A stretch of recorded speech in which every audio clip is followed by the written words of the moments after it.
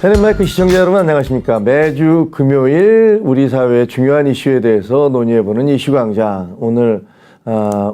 저는 이 사회 프로그램 진행을 맡은 국민의힘 고양병 당협위원장 김종혁입니다. 그리고 예, 안녕하십니까. 젊은 시각 송기호입니다. 반갑습니다.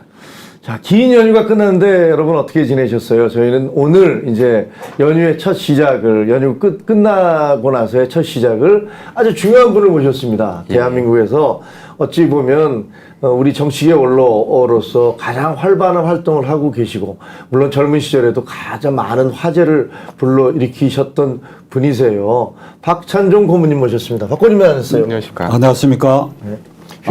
네. 휴일 잘 쉬셨습니까? 잘 못 쉬었어요. 왜 잘 못 쉬셨는지는 알 것 같아요. 왜 잘 못 쉬셨습니까? 그 직전에 이재명 대표 영장 기각됐잖아요. 그렇죠. 저는 내 유튜브 방송을 통해서가 시작되기 직전에 근데 기각이 됐어. 이게 이럴 수 있느냐. 대한민국의 사법부가 이러냐. 또 국민의 법인식이 이러냐. 이렇게 기분 나빠서 집에 들어앉아 있어. 아, 그러셨구나. 그리고 역사책만 주로 봤어.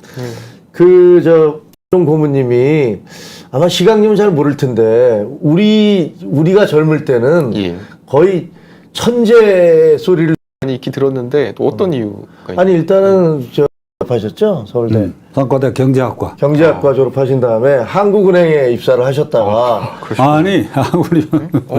하신 건 아니었군요. 아니, 그러니까 우리 대학생 시절에 졸업해갖고 직업 선택을 한다면 제일 좋은 직장이 한국은행. 한국은행에 사법고시에 합격하셨었고, 네. 그 다음에 또 행정고시에도 합격을 하고, 예. 그다음 하나만 해도 어려운 건데 정말. 그러니까 그래서 우리 시절에는 그 천재 소년, 예. 소년이라면 좀 이상하지만 박선종 이런 소리를 들었었는데, 김 국장이 그렇게 말씀하시니까 짧게 해명을 해야 되겠는데 왜 천재 아니에요. 노력. 천재 아닌 게 시험위원들이 내가 쓰기 좋은 것만 내서 그게 운이 좋아서 된 것이지. 그게. 그리고 지금 같으면 고시 안 봅니다. 어땠었죠? 그때는 대학 들어갔고 막 모든 게 그냥 자유당 말개니까 캄캄할 때야. 이게 졸업 후에 진로가 캄캄할 때야. 그 직장을 구한다면 아까 말한 제일 좋은 게 한국은행이고, 뭐 지금의 재벌 기업이 그때는 초보 단계니까 별 신뢰도 안 가고, 그렇다고 미국 유학 가고 싶은데 뭐 미국 유학 가는 방법도 모르고.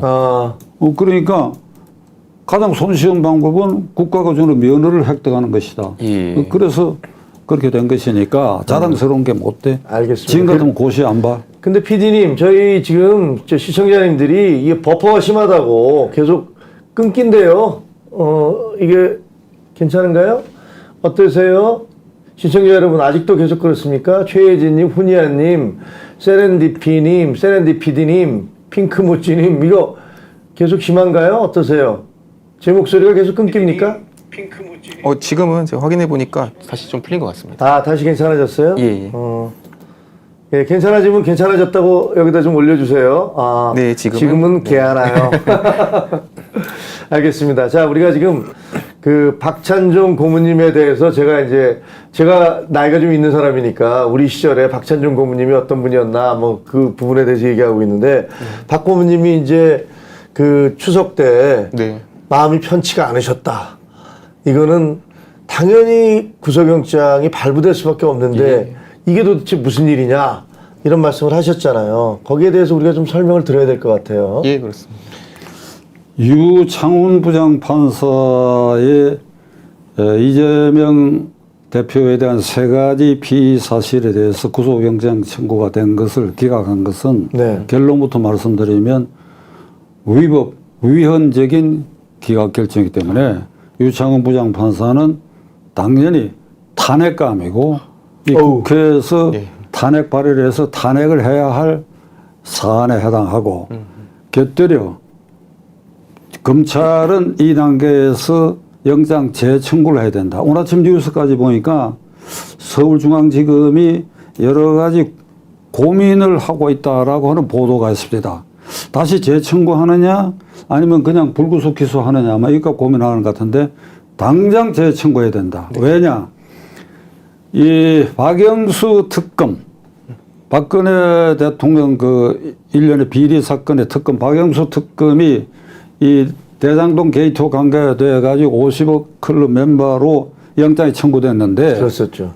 처음에 기각됐어요. 그 기각한 분이 바로 이 유창훈이라는 네. 자야. 이 유창훈이가 기각했어. 네. 그 뒤에 보안회가 재청구대가 영장 발부대가 지금 구속 상태에서 재판을 받고 있다. 자, 그러면 영장 기각 행위가 왜 위헌이고 따라서 탄핵 사유가 되는 것에 대해서 많은 언론과 유튜브에서 뭐 평론가들이 여러 가지 얘기를 하는데 이 시청자들이 그냥 결론으로만 아 이거 잘못됐구나 이렇게 알지 구체적으로 여기서 이해하기 쉽게 이게 설명한 데가 별로 없어. 예, 그렇죠. 예, 그래서 오늘 저는 펜앤마이크를 통해서 제 나름대로 요약해서 쉽게 한번 설명을 해볼까 그래. 예. 아주 짧게. 좋습니다. 하여튼 일타 강사 박찬종의 이 유창훈 판사의 그 기각 결정이 왜 논리적으로 모순인가 이 얘기를 좀 들어보도록 하겠습니다. 자, 고문님 그러면 우선 시작을 해주세요. 검찰이 영장 청구 3가지 사실을 했습니다. 첫째는 위정교사, 네. 둘째로는 백현동 사건, 셋째로 대북 송금 사건인데 자 이게 위정교사 부분은 뭔가 하면 이재명 씨가 일로 처벌을 받은 일이 있습니다. 이게 지난번 선거에 이 토론 과정에서 다시 문제가 됐을 때 나는 검사를 사칭한 일이 없다 이렇게 말을 했거든. 근데 이게 거짓말이다 하고 기소가 됐. 그래서 그걸 입증할 증인으로 이제 검사가 검찰 측에서 내세운 그 증인을 두고 그래가지고 당신 내가 검사 사칭한 일이 없다라고 진술을 해달라. 그러니까 이게 위정교사. 그러니까 거짓말을 하도록 시킨 것이. 위정교사죄. 근데 그게 녹취된 게 다 드러났거든요. 그렇죠. 제출. 그러니까 그날 그 법정에서 이 녹취를 그대로 풀어갖고 하니까 이재명도 꼼짝을 못했지. 네. 그래서 영장 기각할 때 제1사실은 이렇게 얘기를 했어요. 유창훈 부장판사가 요것은 증거가 확실하고 소명이 됐다. 네, 소명되었다. 그게 이게 말하자면 이건 유죄로 판정될 수밖에 없다. 앞으로 재판에. 위중 교사에 대해서는 소명이 됐다. 자 그러면 3가지 청구된 것 중에 첫째가 위정교사가 인정됐다 하면 그것만으로도 구속을 해야 돼. 아, 그것만으로도 그것만으로도 구속을 해야 돼. 그러니까 이 사건에 이렇게 위정을 교사할 위인이라면 나머지 사건들에 대해서도 위정교사할 위험이 있다. 그 위정교사는 증거인멸의 한 행태를 말하거든. 할 위험이 있다. 그러니까 당연히 구속을 해야지요. 당연히.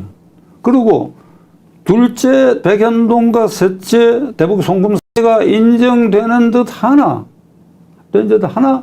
피고기는 어렵다 이러는데 여기에 증거인멸 시도가 많이 있지만은 평화부지사를 향해 가지고 증거인멸을 회책한 정황은 언론에 많이 보도됐잖아요. 그렇죠. 우선 그 부인이 법정에서 너 이대로 말하면 안 돼. 너 죽어. 네.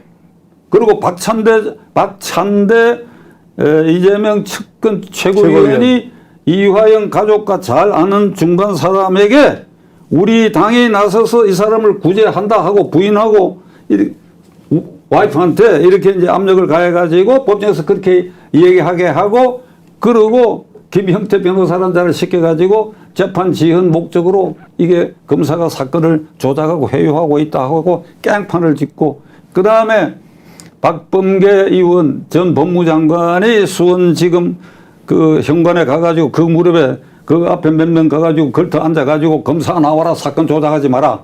요 일련의 상황이 이재명에게 유리하게 사건을 분위기를 증거인멸의 분위기를 만든 정황이 분명히 드러났다. 이거. 온 국민이 다 알고 있죠. 분명히 드러났다. 그러니까 더 길게 설명 안 드리겠습니다. 이런 예가 많은데 그러니까 요거하고 앞에 위정교사는 확실히 증거가 있다라고 하는 요걸 복합하면 이 3가지 전체를 두고 당연히 영장이 발부돼야죠. 그럼 구체적으로 왜 탄핵이 되느냐 하면 헌법과 형사소송법에 이 부장판사가 머리가 이렇게 획 돌아갔는지 이런 얘기로 이 불구속 사유 중에 하나 예를 들어서 이 사람은 이 피의자는 제1야당의 대표고 공인이니까 노출되어 있는 사람이다. 네. 그러니까 그의 언동이 다 노출되니까 증거인멸을 획책할 가능성이 얕다. 이거는 헌법 11조 위반되는 게 모든 국민은 신분 계급의 차이를 받을 수 없다고 되어 있다고. 그 법률을 적용하는데 야당 대표니까 증거인멸의 우려가 적다고 하는 게 말이 안 되는 소리고, 그 다음에 형사소송법에 규정되어 있는 구속 사유, 법관이 영장을 발부함에 있어서는 모든 사건은 불구속에다가 아니지요. 모든 사건은 무죄 추정이니까 모든 사건은 불구속 재판하라는 것이 아닙니다. 증거인멸의 우려가 있고 사건이 중대하며 증인 참고인을 위해를 가할 위험이 있는 사건은 반드시 구속하도록 형사소송법에 규정되어 있습니다. 그러니까 이게 위반된 것이죠. 이게 위반됐으니까 그 영장 기각은 헌법과 법률을 위반한 행위로서 탄핵 사유가 되고, 그런 국회가 3분의 1 이상이 발의하면 제적 과반수가 찬성하면 탄핵이 되는 거예요. 임성근 고등법원 부장판사, 그리고 최근에 검사한 사람을 이 사람들이 밀어붙여가지고 탄핵했잖아요. 그러니까 국민의힘 당만 갖고는 발의는 할 수 있으나 모자라지만은 이걸 국민들에게 이 얘기를 해요. 이 얘기를 해서 지난번에 구속영장 청구됐을 때 민주당 의원 가운데 적어도 40명 내외가 이 영장 청구에 동의한 전례 비춰봐가지고, 그러니까 민심을 격발시켜가지고 이게 할 일이 이 국민의힘 당에 해가지고 이게 탄핵 사유다. 그러니까 우리는 발의할 수밖에 없다. 발의하면 민주당도 정신 차려가지고 여기에 동조해야 된다. 이렇게 국민적 호응을 얻도록 하는 분위기를 만들어야 되는데, 이 시간 현재 강간무소식이고 저 강서구에 처박혀가지고 대표하고 뭔가 강서구청장 안 되면 안 된다 이 소리를 하고 있는데, 이런 거를 부추겨가지고 국민의 분노를 조직화하면 강서구청장 선거에도 국민의힘당이 유리한 고지를 점령할 수 있다 하는 거. 이 산을 못 보고 산을 못 보고 그 산 아래에 있는 가지만 보고 이것들이 그래서 미안한데 쫓아 다니고 있다. 자, 위정교사, 이거는 이제 큰 의미의 사법방해에 해당하는 거죠. 우리나라 법에 사법방해자라는 게 없어요. 그 미국은 있어. 사법방해죄라고. obstruction of justice, 뭐 그러니까 사법방해죄. 이 위정교사 또는 증거인멸이라고 하는 것은 검찰과 법원이 진실을 발견하는 그 근본을 흐트러 버리는 일이니까. 아주 중범죄지요. 그러니까 위정교사한 위정의 내용이 얼마나 중요한 것이 중요한 것이 아니라 위정을 교사했다 하는 그 사실이 중요하다. 증거를 인멸했다는 그 사실이 중요하다. 야, 미국의 예를 하나 들게요. 닉슨 대통령이 재선되고 몇 달 지나지 않아 가지고 그 재선 선거운동 기간에 민주당의 맥거번 후보의 사무실 워터게이트 사실이 이제 그게 워싱턴 포스트에 보도돼가 이게 문제가 됐는데, 닉슨 대통령은 거기에 관여하지도 않고 지시하지도 않았어요. 그런데 특검이 이 사건을 조사를 하게 됐는데, 닉슨 대통령이 그 보좌관하고 통화를 하면서 특검이 요구하는 그 자료 그거 보내지 마라 이렇게 지시를 했어. 근데 특검이 그걸 알고 닉슨 대통령이 그 보좌관한테 워터게이트와 관계되어 있는 백악관 측의 자료를 특검에게 보내지 말라고 한 일이 있느냐? 없다. 그러니까 그 테이프를 제출하라 그랬어. 그러자 닉슨 대통령이 제출하지 마라. 요게 사법방해예요. 요거 아무것도 아닌 요거. 본인이 워터게이트 도청에 명령한 일도 없고 관여한 일도 없고 한데, 그 사건 수사 과정에 보좌관하고 대화한 그 내용에 뭐가 있는지도 모르지. 잠깐만, 그거와 관련이 있다. 그러니까 그걸 내놔라. 그러니까 내놓지 말라라고 통화한 그거를 사법방해로 본 겁니다. 사법방해라는 것은 진실을 추구하는 데 있어서, 진실을 찾아나가는 데 있어서 그거를 방해하기 위한 그런 행동들을 총칭해서 사법방해라고 하는군요. 거기에 비하면 지금 이재명 대표와 관련돼 가지고 영장 청구되고 위정교사하고 나머지 두 가지 사건에 있어서 일련의 증거인멸 행위는 이 산더미처럼 많은 거예요. 이건 당연히 구속해야 되는. 당연히 구속해. 그러니까 이게 헌법과 법률에 위반되게 영장을 기각했다. 그러니까 이건 탄핵가합니다. 그리고 재청구해야 된다. 재청구해야 된다. 그러니까 유창훈이가 아닌 판사의 판단을 받아야 된다. 지난번 박영수 케이스처럼. 그리고 여 하나 덧붙일 건 앞으로 이 정책적으로 검토할 사안인데, 아니 도대체 50살짜리 판사 하나의 손에 대한민국의 사법 질서와 정치의 근간이 흔들리는 이런 운명을 그에게 혼자에게 맡겨가지고 그걸 가지고 여는 여대로 야는 야대로 긴장하고 만세 부르고 이게 기각됐으니까 무죄라고 소리 지르게 만들고 이게 뭐 도대체 이게 무슨 꼴이냐 이거. 네. 나는 오래전서부터 사형에 처할 만한 장기 사형, 무기 사형에 처할 만한 이번 이 사건도 그게 해당하지요. 이건 3인의 판사가 적어도 영장 발부를 판단해야 된다. 이건 대법원 규칙으로 개정해서 그렇게 할 수 있는 일이다. 이게. 그러니까 어쨌든 구조적이고 제도적인 문제점들, 그러니까 판사 한 명의 뭐 법과 양심에 따라서 판결을 한다지만 아무도 사실 그분의 어떤 정치적 성향이라든가 혹은 정치적 성향을 떠나서라도 그 판단의 미숙이라든가 이런 것들을 보완해 줄 수 있는 방법이 없기 때문에 마치 삼심제가 필요하고 일반 재판에서 좌우 배석들이 있듯이 이 영장 전담 판사의 결정에도 단독으로 그 결정을 내리게 하면 안 된다 이런 말씀인가요? 그러니까 이 중대 사건, 아까 내가 말씀드린 것처럼 무기 사형에 이르는 이런 중대 사건은 수석 부장 판사나 오히려 법원장이 재판장이 되고 합의부가 이 심판하도록 하는 이런 제도로 고쳐야 돼요. 안 그러고 하나한테 맡겨가지고 말이야. 이게 무슨 생각을 하려는지 알 수도 없고. 이번처럼 이게 탄핵 사유가 발생할 만큼 명백한 위법적인 기각 결정을 한데도 대응책이 없다고, 이게 막연하게.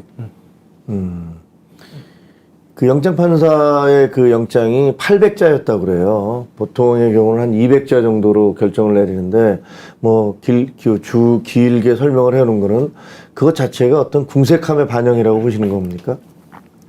제가 읽어봤는데, 아까 말씀드린 것처럼 그런 문제점이 있는데, 아침 10시에 영장심사가 시작됐을 때 그 법정에 들어서는 순간에 나는 기각해야 되겠다고 결심한 것 같아. 그리고 양쪽에서 한 9시간 얘기하는 거야. 눈 감고 듣고만 있은 거야. 그러면서 이거 기각을 무슨 사유로 하느냐는 얘만 골몰한 것 같아. 그 기록 다 안 봅니다. 그게. 저녁 한 10시쯤 끝나면 뭐 새벽에 발부한다 하는데 뭐 다 뒤져보고 할 것 같아요. 이거 내가 차마 이런 얘기 하기에는 법조인 한 사람으로서 그런데 그냥 사무실 들어가갖고 그냥 뭐라고 설명을 해야 되겠나. 그것만 골몰하다가 그러니까 이게 꼬리가 기니까 밟힌 거예요. 이례적으로 길게 썼기 때문에 꼬리가 밟힌 거예요. 논리적으로. 예. 논리적인 모순이 드러났다 뭐 그런 말씀인 것 같아요. 꼬리를 밟혔다 뭐 그렇게 얘기를 하시는 거는. 그런데 문제는 이제 이게 구속 여부를 결정하는 구속영장 심사에 의해서 구속이 안 되고 기각 결정을 했는데 이걸 무죄 판단으로 받은 것으로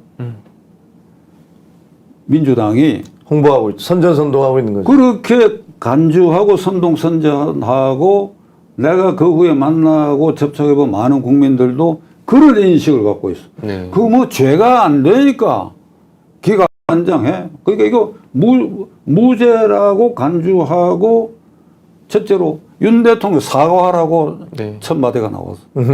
윤 대통령 사과하라고. 왜 사과해야 되느냐? 검찰의 총지휘관 아니냐? 그러니까 터무니없는 사건을 꾸며가지고 영장을 청구해가 무죄 판결 받았지 않느냐? 네.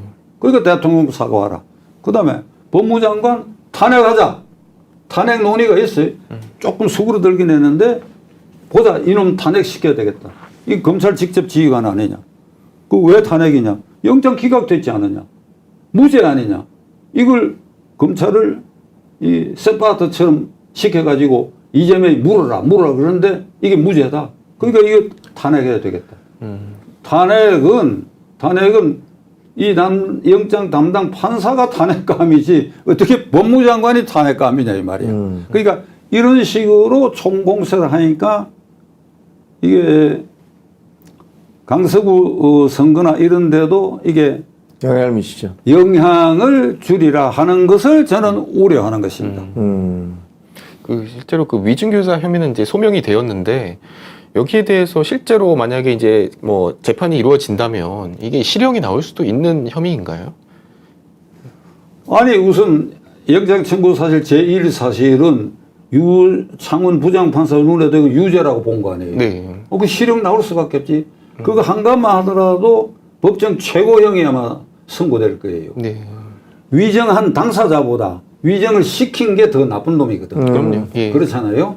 그 위정죄가 진짜 5년 이하로 돼 있을 것입니다. 네. 이건 꽉 차게 그것만 우선 5년이야. 그리고 위정교사가 인정됐다 하면 그 자리에서 구속해야 돼. 왜냐면 이걸 풀어놓으면 그 사건의 또 다른 증인에 대해서 위정교사할 위험이 있고 곁들여 이항 사망의 더 중대한 사건에는 얼마든지 그의 지위를 이용해갖고 위해를 가할 우려가 있고 따라서 위정을 교사할 염려가 있다. 이렇게 딱 봐야지. 예. 그러니까 구속을 해야지.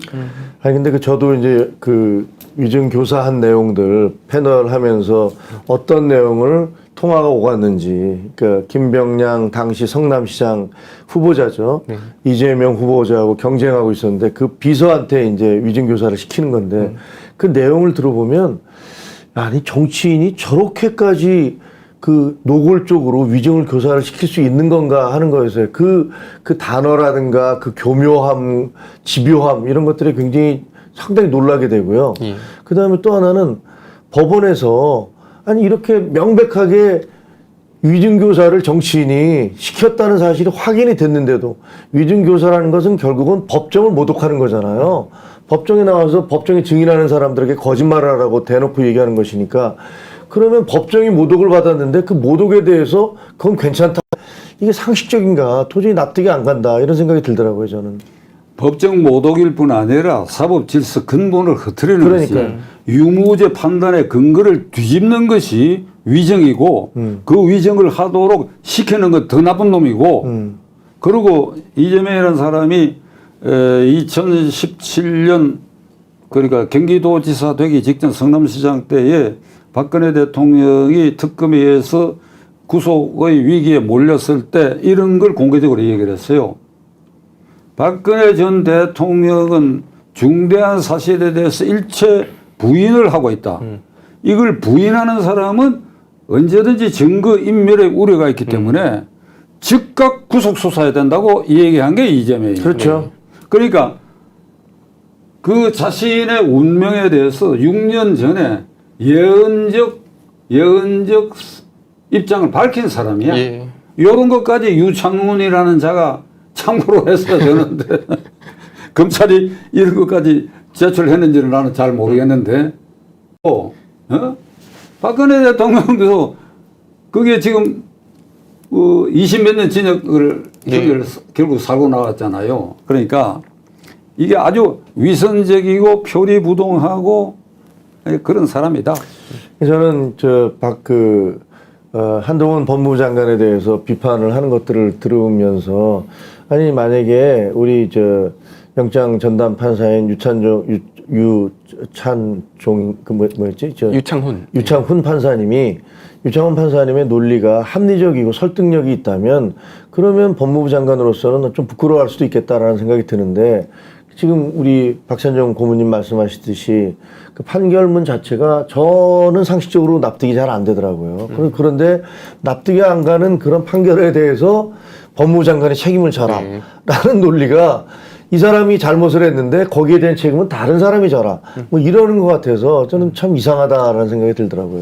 국민이 지금 우리가 제2의 G7 국가에 등극해 있어요.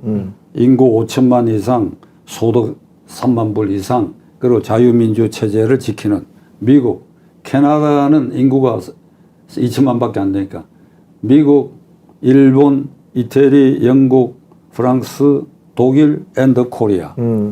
그러니까 이런 나라와 더불어 G7 국가에 등극했는데 나라 전체 국민 일반의 법 인식은 제일 꼴찌야.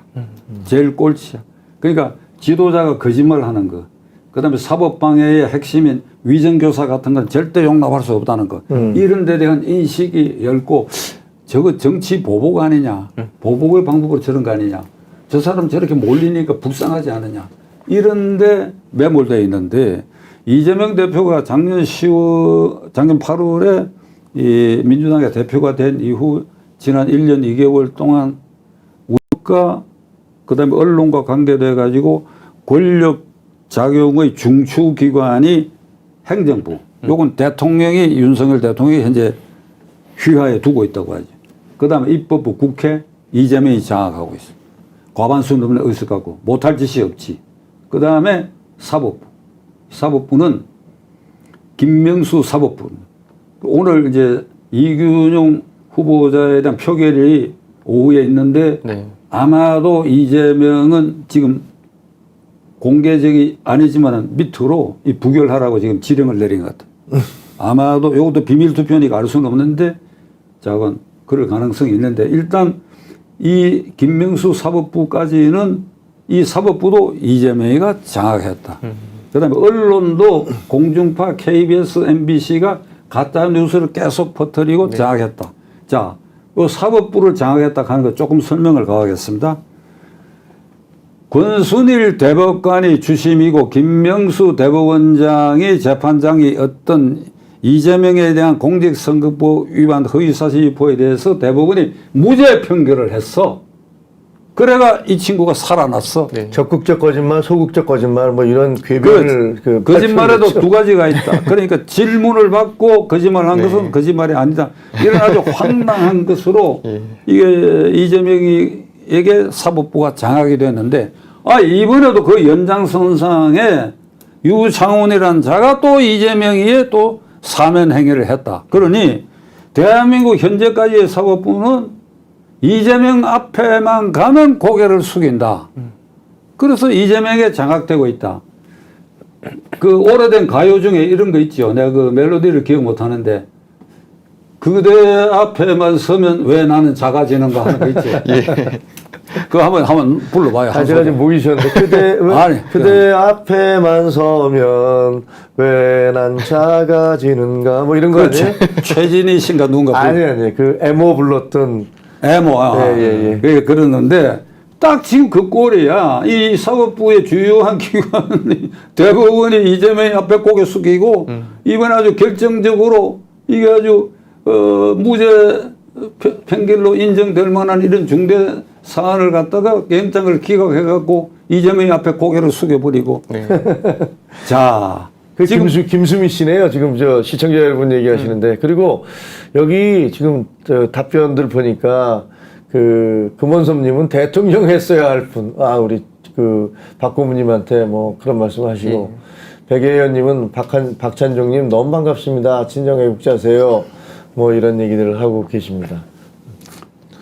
자, 근데 그 시강님 오늘 어쨌든 그렇다고 해서 일반 국민들은 그 많은 분들이 이거 영장이 기각됐으니까 이 사람이 이제 무죄로 다 끝난 거 아니야? 네. 라고 얘기를 하지만 사실은 정반대잖아요. 예. 오늘 이재명 대표가 법원의 재판에 대장동 사건과 관련해 출두하지 않았습니까? 예, 그 방송 시작하기 조금 전인 10시 26분에 이재명 대표가 이제 그 대장동 위례 신도시 이제 의혹과 관련해서 서울중앙지법에 출석을 했는데요. 기자들이 이제 질문을 했는데도 역시나 한마디도 하지 못하고 이렇게 묵묵부답으로 이렇게 고개를 숙이면서 들어갔다고 합니다. 그런 점에서 이제 지금까지는 이재명에 대한 이제 사법 리스크 얘기가 나왔는데 이제는 이재명의 재판 리스크다. 이러한 이제 또 다른 이제 또 혐의가 이제 커지고 있습니다. 요즘은 뭐 심지어는 뭐 주 2회, 3회 재판까지도 이제 뭐 기대가 된다. 이렇게 또 지금 얘기가 나오고 있거든요. 그래서 이제 이재명 대표에 대해서는 이제 이 공직선거법 위반상의 허위사실 유포 가령 그 핵심 중에 김문기 개발처장을 모른다고 거짓말을 한 부분 이게 이 재판이 지금 1년 넘게 끌고 있는데 이제 곧 결심될 겁니다. 이게 확정되려고 그러면 대법원까지 또 내년 1년 갈지는 몰라. 그러나 1심에서 일단 유죄와 이게 의원직을 상실할 만한 형이 되고 그리고 이것이 만약 확정되면 지난 대통령 선거 때에 민주당에 지급된 약 430억 약 500억 가까이 되는 돈을 민주당이 물어내야 돼요. 그러니까 지금 이런 사태에 직면해가지고 아마 곧 금년 가기 전에 1심 판결이 나올 것 같아요. 그건 반드시 유죄로 나올 수밖에 없지. 김문기를 모른다. 아니다. 당신은 이걸 알고 있다 하는 수십 가지 증거를 갖다 대니까 이렇게 얘기를 했어. 저는 안면인식 장애가 있다.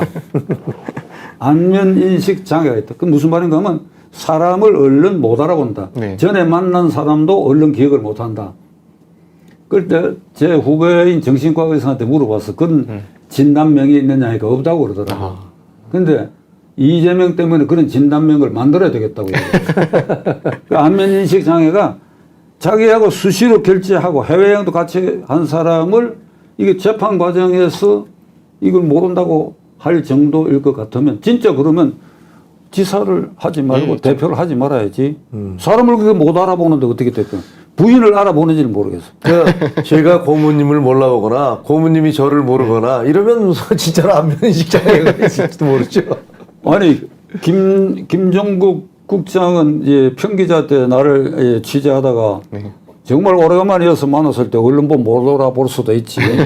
내가 그러니까 왜 저를 못 알아보십니까? 아마 그때 당장 알아보시던데. 안면인식 장애가 있다고 이러면 통할 수가 있는데 그건 말이 안 되죠. 그러니까 지금 이제 공직선거 위반 그렇고 대장동 게이트 오늘부터 집중 심리에 들어가 있어요. 네. 그다음에 지난번 영장 기각된 3가지 사실도 여기 분리될 수도 있고 기소가 네. 되면 이 사람은 이 당사에 출근하는 것보다도 국회에 법정에 출두하는 날이 더 많아질 것이다. 우선 이것만 갖고도 국민과 당원들에게 미안해서 본인은 당대표직을 물러서야지요. 요것만 갖고도 이게. 근데 그런 것과는 정반대로 지금 민주당은 완전히 그 친 이재명계로 네. 재편되고 있지 않습니까? 박광원 원내대표가 그 심야 원내 총회를 통해서 네. 의원 총회를 통해서 뭐 고성이 오가고 그러면서 당신 물러가라 해서 결국은 박광원 대표가 네. 물러가고 지도부가 다 물러간다. 그러고 나서 최고위원 송갑석 최고위원도 네. 나는 사퇴하겠다라고 사퇴를 했고 그 자리를 다 지금 친명계라는 사람들이 지금 차지하고 들어가고 있어서 이건 거꾸로 그 국민께 죄송합니다라고 제가 재판 다 마치고 나서 우리 당을 끌고 갈 수는 없으니 재판 받고 무죄가 되면 다시 돌아오겠습니다. 이런 게 아니라 다 당을 그냥 끌고 들어가면서 지금 늪으로 가고 있잖아요. 이 상황은 어떻게 보세요? 그러니까 비명계를 완전히 당직에서 제거해 버렸고 그러니까 이제 친명계가 들어섰는데 그걸 계기로 해가지고 수박을 찾아내겠다는 거거든.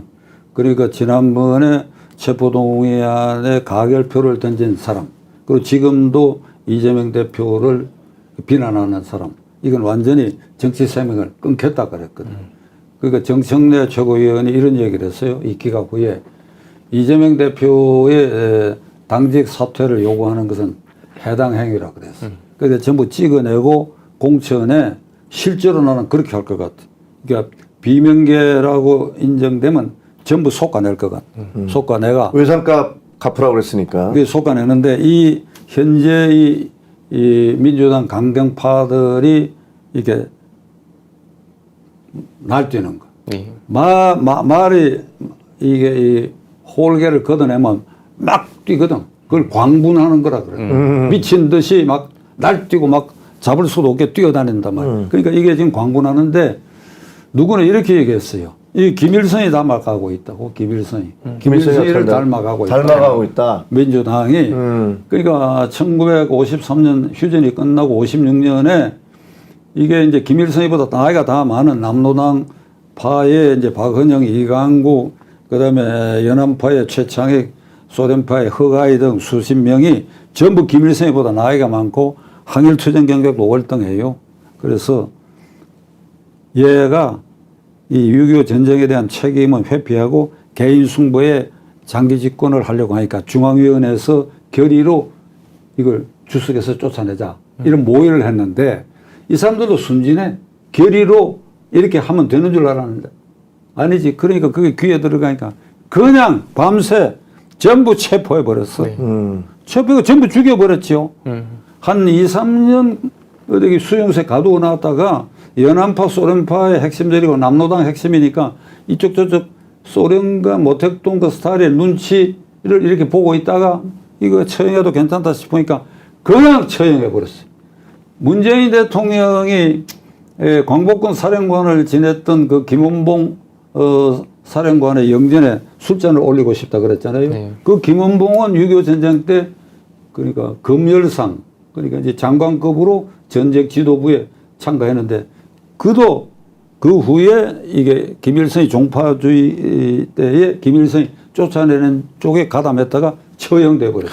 그러니까 이 사람들은 혁명 열사능에 이름도 없고 묘비도 없고 저기 제주 4.3 사건의 주모자였던 김달삼은 그 가묘가 있어. 혁명 열사 김달삼이 있고 박은영, 최창익, 이강구 이게 김원봉은 없어. 그런데 문재인 대통령은 거기에 술잔을 올리고 싶다. 김정은의 할아버지가 반대한다고 처형한 사람을 얘기하니까. 그러니까 이 문재인 대통령은 뭘 모르거나 착각을 일으키고 있는 것 같아. 그러니까 김원봉이가 여전히 북한의 주류로 이렇게 내려온 세력이고 따라서 김일성, 김정일, 김정은에게도 존숭의 대상이 된다고 착각을 합니다. 아니, 그래서 모셨는데. 아버지, 할아버지가 처형한 사람이에요. 예. 그러니까 이런 자가당착적인, 그러니까 이걸 민주당이 지금 김일성이가 하는 방법을 배우고 있는 것 같아요. 누구다 이렇게 딱 지적하면 공천 안 주고, 네. 그리고 지금 윤영찬 의원이 꼼짝 못하고 있잖아요. 그러니까 윤영찬 의원이 사는 아파트 사무실에 그냥 계속해서 진을 친다는 겁니다. 그 윤영찬 의원이 지금 말을 안 하고 있어, 말을. 진을 친다는 게 뭐예요? 그 이른바 개딸이라는 강성지지가 아니, 그렇죠. 그러니까. 뭐 완전 문화혁명의 홍위병들이네. 네. 내 유튜브 방송국 앞에도 이 개딸들이 나타날지 모르겠는데. 박찬종이 너 자꾸 우리 보고 시비를 걸래 이렇게 할 날이 올 것 같은데 그러면 이 펜앤마이크 쫓아와서 내가 이렇게 당하고 있다 이래야 되나? 아니, 뭐 그럼요. 예, 저희가 아니 그러니까 취재를 갈 겁니다. 뭐. 이런 식으로 이게 두려움을 주니까 지금 드러난 거는 한 세 사람만 이게 공개적 정확을 하고 있어. 김종민, 이상민, 조응천, 네. 원외에는 김혜영 전 최고위원. 그런데 김종민 의원은 어제 그저께 이 텔레비를 보니까 이렇게 얘기했다고. 이게 찍어내기 이게 보복을 한다고 하는데 암 환자를 수술할 때에 잘못해가지고 암에 걸리지 않은 정상세포를 뜯어내면 그 암은 조속히 확산돼가 사람의 생명을 잃게 된다. 정상세포를 지금 뜯어내려는 짓들을 하고 있다. 이런 얘기예요. 그러니까 김종민 의원은 두 가지인데 찍어내거나 살려둘 가능성도 있어. 하나쯤 쇼윈도로 살려내놓고 뭐 당직도 안 주고 잡아놓고 구박을 하는 방법이 있겠지. 조홍천이나 이상민 그리고 아까 얘기했던 윤영찬이나 뭐 이런 아마 그 한두 분은 아니니까. 네. 그러면 되게 지난번에 탄핵이 아니고 그 체포동의안 투표 때 보니까 39명. 근데 그거는 정의당에서 6명이 모두 반대하는 전제하에서고 만약 거기 이탈표가 있었다 이상의 어떤 그 반대표에 대해서 어쨌든 뭐 나중에 공천 때는 대학살이 벌어질 것이다 이렇게 보시는 거군요. 문제는 지금 이 현재 상태에서의 민주당은 헌법 8조에 규정되어 있는 정당 해산 사유에 딱 해당한다고 봅니다. 너무 세게 나가신 거 아니에요? 네, 이제 탄핵이. 자, 내가 지금 시청자를 보고 있는데 내가 표정 안 변했습니다. 딱 해당한다고 봅니다. 그런데 김 국장하고 송 대표는 웃었어. 네. 예. 그러니까 이게 우리 국민들의 일반적 관념이야. 박찬종이 해산? 쌍뚱맞지 않느냐?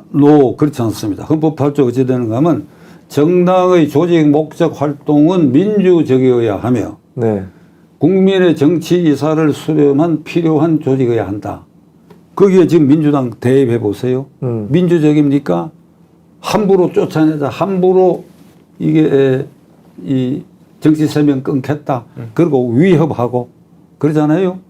그리고 국회의원들을 완전히 졸개 취급해갖고 이게 여기 불응하면 공천 안 준다 하는 거 공개적으로 얘기를 하고 이런 야당이 없었다고 이런 야당. 그러니까 이거 민주적 운영과 민주적 조직이라고 하는 건 전혀 어긋나는 거예요. 우리 헌정사에 정당이 해산된 거는 그 이석기의 통진당이 박근혜 대통령 때 해산되는. 그렇죠. 그거는 당헌 당규와 활동이 친북 활동이었고 대한민국 파괴 활동한 증거가 나왔기 때문에 그러니까 그게 민주적 운영과 민주적 조직이 아니지. 대한민국을 거부하는 조직이고 대한민국에 저항하는 조직이니까. 그래서 박근혜 대통령이 헌법재판소에 탄핵 제소를 해가 탄핵 해산이 됐는데 이것도 그 절차를 밟아야 되는데 윤 대통령이 지금은 언감생심 정무적 판단을 하기가 어려울 거예요. 예. 왜 그런가 하니까 이거 개딸들이 설치고 또 이 잘못했다가 광화문에서 또 거꾸로 윤석열 탄핵하자 소리가 나오지 않나 하는 두려움을 갖는 모양인데 이렇다면 국민이 나서야 돼. 국민이 민주당을 해산하자.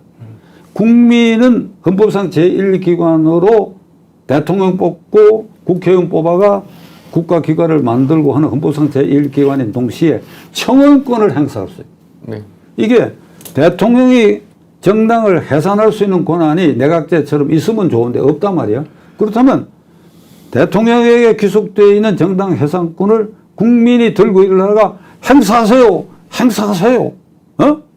펜앤마이크에서 저 주장하고 있습니다. 윤석열 대통령에게. 그 광화문에서도 모이고 문서로도 만들고 그래 이 대통령이 이거 정당 해산 제소 안 하면 안 되겠다 하는 분위기를 만들 책임이 국민들에게 있고 나는 거기까지 나아가야 된다고 봅니다. 이게. 근데 이거 아무도 그 말을 안 꺼내고 있다. 이게 국민의힘당 지도부에서 유창훈은 탄핵감이다. 민주당은 해산사유에 해당한다. 이런 말이라도 하는 사람이 하나라도 있어야 되는데 하나도 없어. 하나도 없고 뒤로 그냥 전부 꽁무니를 빼는데 어떻습니까? 이 얘기가 나온 김에 제가 펜앤마이크를 통해 가지고 답답한 심정에 민주당 내부에서 이재명을 사퇴시키고 민주당을 정상화할 수 있는 길은 없는가? 그게. 김 국장 어찌 생각하세요? 없습니까? 저는 없다고 보죠. 지금 현재 상황으로는 민주당 주류가 그다음에 실질적으로 또 거의 홍위병에 가까운 개딸이라고 얘기하는 강성 지지자들 이렇게 전위대 행동부대까지 갖추고 있기 때문에 실제로 뭐 정치인들이 거기에 맞서서 목소리를 낼 그럴 사람이 과연 있을 수 있을까? 물론 이제 그런 분들이 나타나서 그리고 승리를 한다면 모르겠지만 그런 목소리를 낸다 하면은 바로 아까 얘기하신 대로 뭐 북한에서 김일성 정권에서 숙청 바로 박살나버려요? 바로 박살을 내겠죠. 아니 가만을 내두겠나요? 뭐 잘 모르지만 아까 지금 그 윤영찬 의원 주변에서 많은 분들이 뭐 위협적인 행동을 하고 있다라는 그런 비슷한 말씀을 하셨는데 그게 사실인지 여부는 모르겠습니다만 어쨌든 그와 유사한 뭐 댓글이라든가 뭐 여러 가지 행사할 때 쫓아가서 뭐 공격을 하고 야유를 퍼붓고 뭐 이런 일들이 벌어질 수 있기 때문에 쉽지 않을 것 같은데요. 송 대표는 어떻게 생각해요? 젊은 분이니까. 저는 사실 제가 이제 변호사님의 유튜브 채널을 이제 구독해서 보고 있는데 거기서 딱 제가 이제 모르던 걸 딱 깨우쳐 주셨어요. 이제 민주당 내에 어떻게 이제 원로 고문 아니 이게 직접 움직여서 이거 끌어내려야 되는 거 아닌가. 원로 고문들. 예, 이거 어떻게 보면 비명계도 실패를 했고 또 친명계 너무 강성이고 그러면 이걸 뭐 우파 지지층에서 어떻게 흔들 수 없다면 그러면 아예 내부에서 정말 강력한 힘을 갖고 있는 분들이 직접 나서야 이걸 이제 진압할 수 있지 않나 이런 상황이 좀 맞다고 보거든요. 지금 이재명 대표가 저 민주당을 장악하고 가령 이번에 구속됐다 하더라도 대표직 안 내놓았을 것 같아요. 알 수는 없지만은. 근데 결국 그게 뭔가 하면 공천권이거든, 공천권. 그렇죠. 그러니까 이번 이 사태를 경험하면서 국민 우리 모두가 여야를 막론하고 공천을 객관적이고 공천될런지를 정말 우리는 양쪽 당의 그냥 패거리들한테 맡겨놓으니까 결국 이 자관 이 얘기가 났으니까 지금 송 대표가 말한 대로 민주당 내에서 이재명 대표를 물러세우고 너희들 이렇게 하면 안 된다고 말할 수 있는 사람의 그룹이 원로 고문단입니다. 그분들은 구체적으로 자신의 공천에 대해서 이해관계가 없지 않겠습니까? 네. 물론 이런 건 있을 거예요. 자기가 친한 사람 또는 친인척 가운데 현역 의원이 있고 공천을 바라는 사람이 있어서 내가 이 말을 하기 어렵다는 사람이 있을지 모르겠으나 예를 들면 내가 이름을 얘기하지요. 권노갑 고문, 정대철 고문, 문희상 고문, 정동영 고문 또 뭐 많아요. 뭐 임채철 국회의장 지낸 사람들 거기에 총리를 지낸 정세균, 이낙연. 그러니까 이런 사람들 눈에도 이 펜앤마이크에서 제가 말하는 이 시각에 모르겠나도 난 동의한다고 봅니다. 민주당이 심각한 위기다. 그 원로 중에 한 두 사람하고는 내가 막역한 관계가 통화도 최근에 하고 내가 이름 안 바뀌겠는데 이분들이 나서 가지고 나무라야 돼. 나무라야 돼. 이분들은 말이죠. 김대중, 김영삼 총재 시대를 경험하면서 그들이 어떻게 대여 투쟁을 해왔고 하는 것을 쭉 지켜본 현장 증인들입니다. 그리고 고초를 다 겪은 사람들이요. 그래서 거기에 대한 화답으로 국민들이 국회의원도 시켜주고 장관도 시켜주고 총리도 시켜주고 국회의장도 하고 당대표도 하고 국민으로부터 은혜를 보상을 충분히 받은 사람들입니다. 그러나 그들 눈에 김대중, 김영삼 선상에서의 야당이 어떻게 발전해야 된다 하는 걸 안다면 이런 돌연변이의 위선적인 인물 특히 가짜 단식하는 이 이재명을 네. 그 고문그룹은 용납할 수 없어. 우선 제일 좌장인 권노가 공무원 하더라도 83년 5.18 김영삼 총재가 단식 시작할 때 현장을 지켜본 사람 중에 하나입니다. 나와 함께. 예. 그 단식이 얼마나 처절했다 하는 거. 네. 23일간 단식. 근데 이 이재명의 단식은 그 전통을 훼손한 사람이에요. 예. YS보다 하루가 길다는 거 아니에요? 24일 단식했다 하는데 그건 지 말이지. 단식 주장인, 단식 호소인이지 그게 단식했다고 볼 수 있나? 그러니까 단식 주장인이지. 슈퍼맨이죠. 뭐 그 정도 그 단식을 하고 나서 바로 또 그 영장 실질 심사에 나가서 그런 얘기할 수 있다는 게 저는 상식적으로 얘기가 안 돼. 영장 실질 심사에 나가던 날 내가 텔레비를 봤더니 얼굴이 뽀얗고 살이 졌더라고. 이게. 그게 24일 YS식으로 굶으면 그날 못 나가요. 그렇죠. 예. 그렇죠. 그냥 아직 들어누워 있어요. 그러니까 이런 식으로 위선 덩어리인 걸 이런 고문단은 지금 보고 있지 않느냐 이거야. 그럼 뭐가 두렵소? 어? 뭐가 두렵소? 건노갑 선별부대 정대철 동지 뭐가 두렵소? 두려울 게 뭐가 있어? 모여가지고 얘기를 해요. 민주당 이러면 안 된다고. 그래. 그렇게 한다고 개딸들이 당신들에게 몽둥이 들고 가서 행패를 부리겠어? 아니지요. 그렇게 하세요. 그거 기대해 볼 만한 일이라고 나는 생각합니다. 그럼에도 불구하고 지금 민주당의 원로들께서는 입을 다물고 계시고 그리고 민주당은 이재명 일당 체제로 급속히 재편이 돼가고 있는 그런 모습이고 네.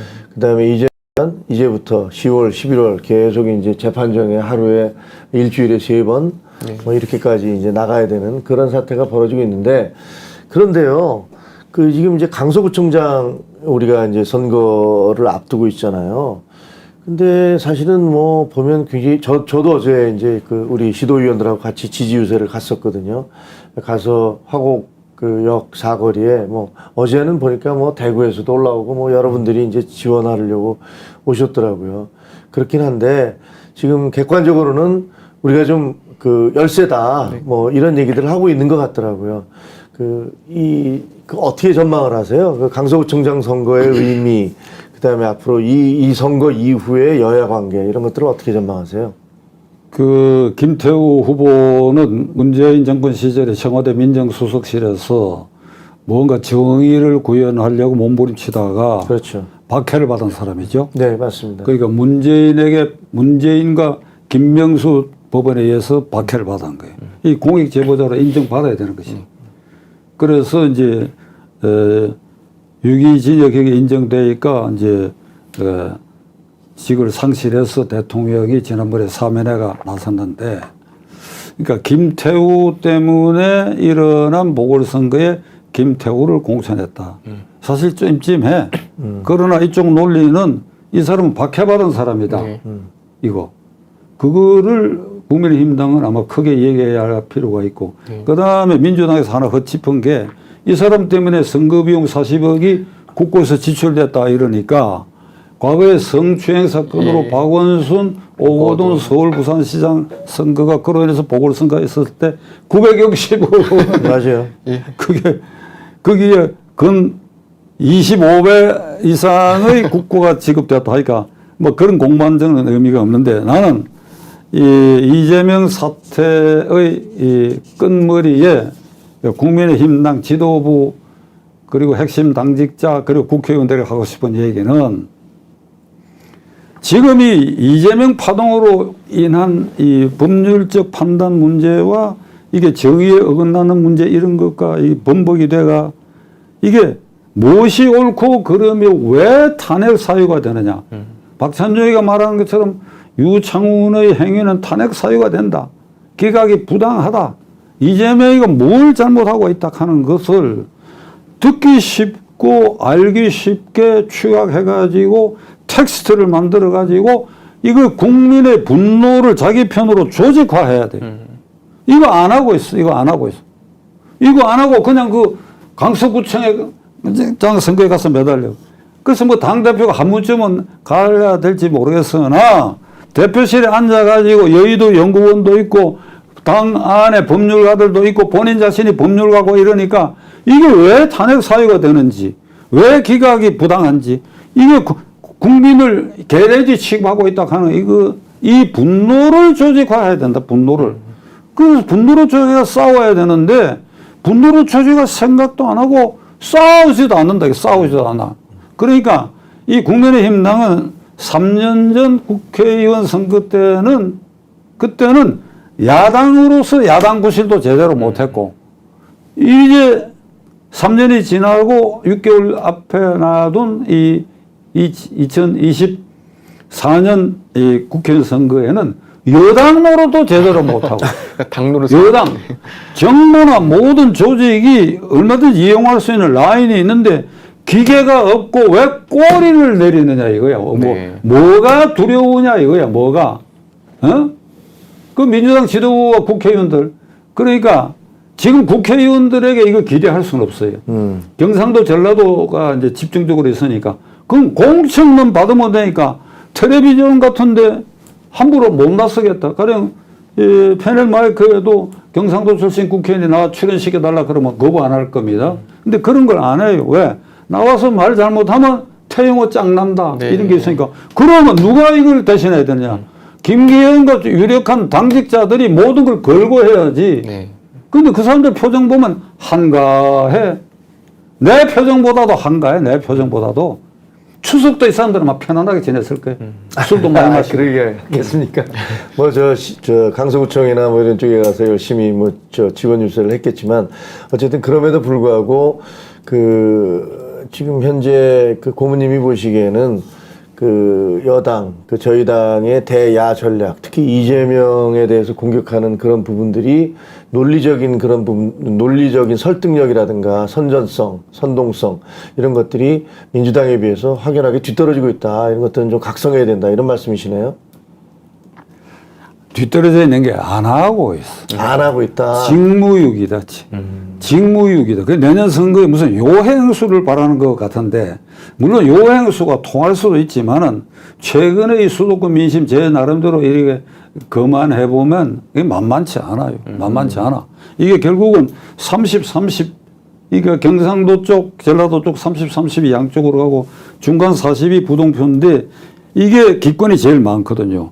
이게 국회의원 선거에 60% 투표를 올리기 어렵습니다. 대통령 선거에 80% 넘어간 일도 있으나 지난번에 70% 가까이 넘었어. 그러니까 60% 넘기기 어려운데 대량 기권은 이 중도층이에요. 그러니까 투표를 하려고 마음먹은 사람들이 이게 이재명이가 억울하게 당하고 있지 않느냐 이 생각하는 사람이 많다고 추정해야 돼. 아니다. 이 사람은 확실히 범죄자다. 이건 나라를 아주 어지럽힐 사람이다. 이걸 이 중도층에게 콕콕 집어넣는데 실패하고 있다. 이 알겠습니다. 하여튼 뭐 그 고모님께서 여러 가지 어떤 그 걱정의 말씀도 해주셨고 또 이재명 대표의 영장 기각에 대해서는 아주 신랄하게 그것이 왜 문제인가 이런 부분들에 대해서 지적을 하시면서 뭐 심하게는 뭐 판사가 이런 식의 사법방해 그러니까 쉽게 얘기하면 위증 교사와 법정을 모독하는 이런 행위들에 대해서 눈을 감는다면 이 판사는 탄핵감이다라는 그런 말씀까지 하셨는데요. 뭐 보면 이제 우리 시청자 여러분들도 뭐 상당히 답답하신 것 같아요. 친박윤님은 국힘은 언제나 소극적이다. 뭐 그다음에 아스트로님은 싸우지 않으면 공천 주면 안 됩니다. 이렇게 얘기하고 최혜진님도 이제는 정신 바짝 차려야 할 때죠. 그렇게 겪었으면 깨닫고 적극적 대처를 해야죠. 이런 얘기를 하는 그런 말씀드리네요. 주경희님도 좀 싸워요. 더블당처럼 어째 그리 한가해요. 왜 그래요? 뭐 이런 말씀들을 하고 계십니다. 아마 뭐 우리 그 페넷마이크 시청자 여러분들의 답답함 그리고 아쉬움 이런 것들 우리 뭐 그런 것들이 아마 박찬종 고모님께서 말씀하신 것과 일맥상통하지 않나 뭐 이런 생각이 듭니다. 자, 이제 오늘 이제 정리할 시간이 됐는데요. 오늘 이제 추석 연휴가 끝나고 처음에 이제 시작하는데 오늘 이재명 대표가 그 재판정에 출석하기 시작했고 그다음에 그 11일 날은 오늘 이제 또 부재자 뭐죠 그 네. 사전 투표 예, 사전 투표가 시작되고 그다음에 11일 날은 강서구청장 본인 투표가 시작되는데 하여간 뭐 지금 10월 11월에도 굉장히 급박하게 정치 상황이 돌아갈 것 같습니다. 자 이제 뭐 정리하는 말씀 한마디씩 하면서 하도록 하죠. 예. 교훈 씨부터 한번. 참 그 고모님 말씀드리면서 많이 배웠는데요. 이게 구속영장 기각돼서 제가 얼마나 낙심했는지 모르겠습니다. 그런데 이제 고모님의 이제 오늘의 방송의 주제는 나무 보지 말고 숲을 보자. 그리고 이런 위기를 좀 기회로 삼아서 이런 국민들의 분노를 어떻게 보면은 이 강서 보궐선거뿐만 아니라 어떻게 보면 나라를 뒤바꿀 수 있는 좀 역동성으로 한번 바꿔보자 이렇게 말씀을 해주셨고 저도 그런 점에 대해서 충분히 공감을 하고 더 열심히 노력을 해야겠다는 이런 많은 좀 저한테 많은 가르침이 되는 시간이었습니다. 오늘 오후에 이균용 대검장 후보자에 대한 국회 인준 표결이 있는 것 같은데 저는 좀 불길한 생각이 드네요. 이게 아마 부결돼 버리면 어떻게 되느냐. 이게 이제 대행 체제로 가게 되면 또 새로운 사람을 찾아내는데도 여러 가지 힘이 들고 이미 뭐 박용진이나 이런 강경파들이 박용진 의원이 갑자기 강경파로 변해버렸어. 기각된 후에 그 전에는 예. 말이 애매했는데 예, 강경파로 변해버렸는데 계속 이런 사람을 추천해오면 계속 부결해야 된다고까지 얘기하더라고. 계속 그렇게 한다. 그리고 지금 후임을 하더라도 내년 2월에 법관 정기 인사가 있어요. 네. 그때까지도 이게 미루어지고 이러면 제2의 김명수 체제를 유지하고 이재명에게는 기회를 준다. 안 그래도 현재의 사법부, 김명수 사법부 끝머리니까 이거 이재명 앞에 가면 고개를 숙이는데 오늘 이균용 후보자를 부결하면 이 사법부를 황폐화시키고 이게 법원을 이재명 쪽으로 이게 기울게 하는 그런 아주 불길한 생각이 듭니다. 네. 제가 지금 할 수 있는 방법은 제가 믿는 하나님에게 기도할 수밖에 없어요. 법원도 가결해달라고 기도할 수밖에 없어요. 어떻게 보면 이제 이재명 대표로서는 정상적인 국법 질서나 사법 체계 하에서는 그 본인이 그 피해 나갈 수 있는 방법이 거의 없기 때문에 결국은 다수당, 절대적인 다수 의석을 가지고 있는 그걸 가지고 예를 들면 장관들을 탄핵하겠다라고 탄핵 그 통과를 시키든가 아니면 계속 해임 건의안을 내고 공격을 하고 그리고 또 이제는 사법부까지 대법원장 임명을 둘러싸고 그 대법원장을 임명하지 않는 그런 힘을 보여줌으로써 판사들로 하여금 그런 겁박을 느끼게 하는 그런 방식. 쉽게 얘기하면 정상적인 어떤 그 나라의 시스템 자체를 다 뒤집어 버림으로써 그럼으로써 본인의 어떤 탈출구를 찾으려고 하는 전략이 아닌가 그런 생각이 드네요. 고모님? 네. 어떻게 생각하세요? 안 들으셨구나. 딴 생각하셨구나. 항상 제 결론은 국민이 중심을 잡아야 돼. 네. 헌법상 제1기관인 국민, 대한민국의 주권은 국민에게 있고 모든 권력은 국민으로부터 나온다. 이 국민이 한 자리에 모일 수 있는 공간이 있으면 좋겠어. 그럼 중대한 이슈에서 그 모여가 거기서 표결해버리면 그 직접 민주주의인데 그 민주당이 원하는 거 아닌가요? 아니죠. 그렇게 되면 이제 달라져. 그러니까 국민이 링컨이 한 말 마지막으로 하겠습니다. 그 현재 시점에서 지도자 정권은 그 국민 의식 수준을 뛰어넘지 못한다. 그 수준에 맞거나 그보다 못한 지도자와 정권이 탄생한다. 알겠습니다. 자, 이제 정리해야 될 시간인데 저도 한 말씀만 드린다면 뭐 저는 믿는 게 이런 얘기 있지 않습니까? 그 모든 국민을, 모든 사람을 잠깐 동안 속이거나 일부의 어리석은 사람들을 영원히 속일 수 있다. 하지만 모든 사람을 영원히 속일 수는 없다. 이런 얘기가 있는데 저는 그것이 민주주의의 힘이라고 생각을 합니다. 그래서 우리 박 고문님이 말씀하신 대로 국민들이 깨어 있어야 한다. 국민들이 제대로 바라보고 있어야 한다. 국민을 믿자. 뭐 이런 것들을 마지막 말씀으로 드리면서 오늘 정리를 해야 될 것 같습니다. 긴 시간 동안 말씀해 주셔서 감사합니다, 고문님. 감사합니다. 감사합니다.